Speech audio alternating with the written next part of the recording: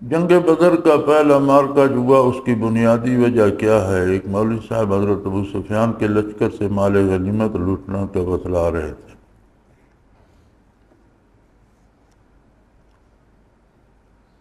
ایک بات یاد رکھ لیں کہ اسلام میں جتنے جہاد ہوئے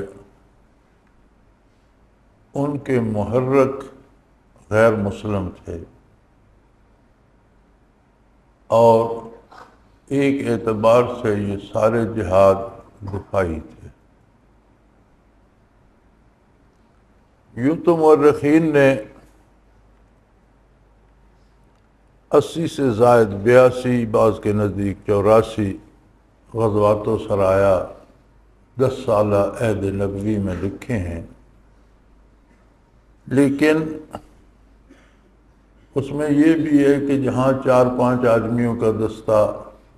کسی کام کے کرنے کو بھیجا گیا اسے بھی سریہ کہہ دیا گیا ہے۔ حقیقتاً جو بڑی جنہیں جنگ کہا جاتا ہے، جو غزوات ہیں، ان کی تعداد 6-7-8 سے زیادہ نہیں ہے، اور ان میں ہمیشہ پہل جو ہے وہ کفار کی طرف سے ہوئی۔ حتیٰ کہ کیسر و کسریٰ کے ساتھ جو جہاد ہوئے اس میں بھی جب وہ خطرہ بنے ریاست اسلامی کے لیے تب ان سے مقابلہ کیا گیا، اور یہ طریقہ کار خود نبی کریم صلی اللہ علیہ وسلم نے دیا تھا کہ جنگ کو ملک کے اندر نہ آنے دو، اگر کوئی تم پر جنگ مسلط کرتا ہے تو اپنے ملک کی سرحد پر جا کر لڑو، ہمت ہے تو میدان جنگ دوسرے کے ملک کو بناؤ، کیونکہ جہاں میدان جنگ بنتا ہے تو بہت سے وہ لوگ متاثر ہوتے ہیں جن کا جنگ سے تعلق نہیں ہوتا، بہت سے ایسے لوگ مارے جاتے ہیں جو لڑ نہیں رہے ہوتے، تو جو میدان جنگ بنتا ہے اس جگہ کا نقصان بہت ہوتا ہے۔ جنگ بدر کا بنیادی سبب یہ بنا کہ اہل مکہ کو یہ اطلاعات پہنچیں یہودیوں کی طرف سے، منافقین کی طرف سے، عبداللہ ابن ابی کی طرف سے، کہ آپ نے تو مسلمانوں کو گھروں سے نکال دیا تھا اور آپ سمجھے کہ یہ بات ختم ہو گئی، لیکن وہ تو مدینہ منورہ میں بس گئے ہیں، اور انصار نے انہیں جائیدادیں بھی تقسیم کر کے دے دی ہیں، گھر بھی دے دیے ہیں، اور وہ زراعت اور شجرکاری اور تجارت اور کاروبار میں مصروف ہیں، تو وہ تو ایک مضبوط قوم بن جائیں گے اور تمہارے لیے بہت بڑا خطرہ بنیں گے۔ تو اہل مکہ نے ایک تجارتی قافلہ بنانا چاہا جس میں زیادہ سے زیادہ سرمایہ لگایا جائے، اور اس کا جتنا منافع ہو، جتنی آمدن اس سے ہو، اس ساری سے جنگ کی تیاری کر کے مسلمانوں کو ہمیشہ کے لیے ختم کر دیں۔ اس قافلے کے سرمایے کے لیے مورخین لکھتے ہیں کہ معصوم بچیوں کی بالیاں تک بھی اتار لی گئیں، جس قدر سرمایہ ہو سکا زیادہ سے زیادہ، اور حضرت ابو سفیان رضی اللہ عنہ جو اس وقت تک مسلمان نہیں تھے انہیں اس کا ذمہ دار ٹھہرایا گیا، اور وہ قافلہ لے کر مغرب کو روانہ ہو گئے مکہ شام کی طرف۔ وہ قافلہ واپس آ رہا تھا،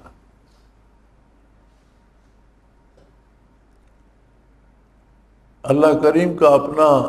نظام ہے، اور رسول اللہ صلی اللہ علیہ وآلہ وسلم نے اس قافلے کو روکنے کا ارادہ فرمایا۔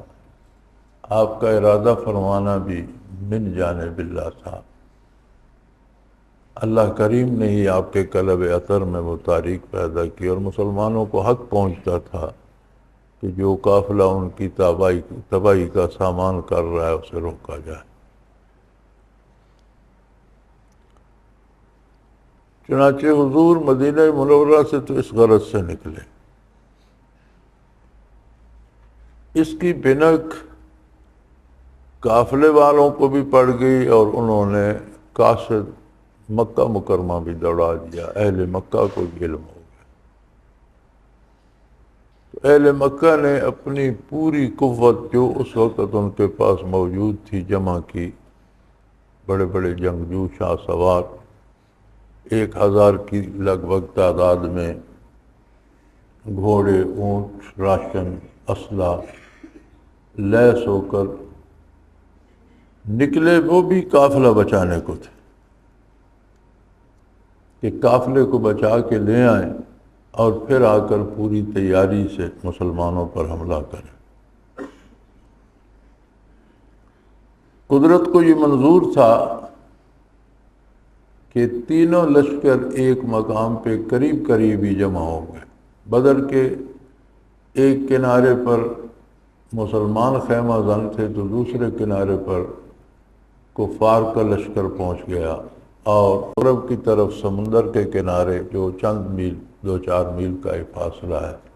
وہاں قافلے کا پڑاؤ تھا۔ قافلے والوں کو خبر ہوئی کہ مسلمان بدر میں پہنچ گئے ہیں، تو انہوں نے راتوں رات ہی اپنے خیمے اکھاڑے، سامان لادا اور اونٹ بھگا لیے۔ قافلہ بچ کر نکل گیا تو اہل مکہ میں مشاورت ہوئی کہ ہمارا مقصد پورا ہو گیا، ہم قافلے کو بچانا چاہتے تھے، قافلہ بچ کر نکل گیا، ہمیں واپس جانا چاہیے۔ جس پر ابو جہل اڑ گیا کہ اس طرح کی تیاری کر کے روز روز نہیں نکلا جا سکتا، ہمیں قافلے اور اس کے مال و دولت سے جنگی تیاری کی ضرورت نہیں ہے، ہم اتنی تیاری میں ہیں کہ مٹھی بھر مسلمانوں کو ہم کچل سکتے ہیں، لہذا جنگ ہوگی اور آج ہی ہو۔ اس پر معرکہ بدر ہوا۔ قرآن کریم نے بھی اس کی وضاحت اسی طرح فرمائی ہے کہ مسلمانوں تم تو چاہتے تھے کہ آسان جنگ تمہیں ملے، اور قافلے کے ساتھ تو کوئی مسلح آدمی تھے لیکن اتنے نہیں تھے کہ وہ مسلمانوں کا مقابلہ کر سکتے، اور دوسری طرف 313 مسلمان جن کے پاس کوئی 6 تلواریں، 8 زریں اور 2-4 گھوڑے تھے اور چند اونٹ تھے سواری کے، اور کھانے کو بھی راشن بھی قابل ذکر نہیں تھا۔ اپنے سے 3 گنا بڑے لشکر جو پوری طرح تیار تھا، اور اس میں بڑے بڑے آزمودہ کار جنگی سپاہی تھے، اس سے مقابلہ آ گیا۔ تو اللہ کریم فرماتے ہیں کہ تو میری مرضی تھی کہ حق و باطل میں آج فیصلہ ہو جائے اور دنیا کو پتہ چل جائے کہ حق حق ہے اور باطل باطل ہے۔ تو اللہ کریم کی مرضی تھی، اس نے مسلمانوں کو اہل مکہ کے ساتھ لڑا دیا اور انہیں فتح دی، فرشتے اتارے امداد کو۔ کیا ہی مبارک کام ہوگا جس کے کرنے کے لیے اللہ نے آسمانوں سے فرشتوں کو بھیجا کہ جاؤ مسلمانوں کی مدد کرو۔ تو یہ سادہ سے الفاظ میں جنگ بدر کی بنیادی وجہ بنی۔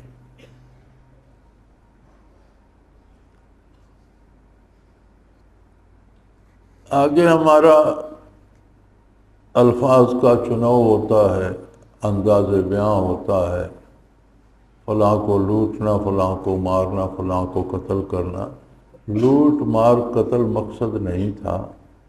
ایک دفاعی اقدام مقصد تھا جس سے نوزائیدہ ریاست اسلامی کو خطرات سے بچایا جا سکے۔ آگے پھر اپنا اپنا انداز بیان ہوتا ہے، لوگ کس کہنا کیا چاہتے ہیں، وہاں لفظ کیا استعمال کرتے ہیں، سننے والا اس کا مطلب کیا سمجھتا ہے، یہ پھر عجیب و غریب گورکھدندہ بن جاتا ہے۔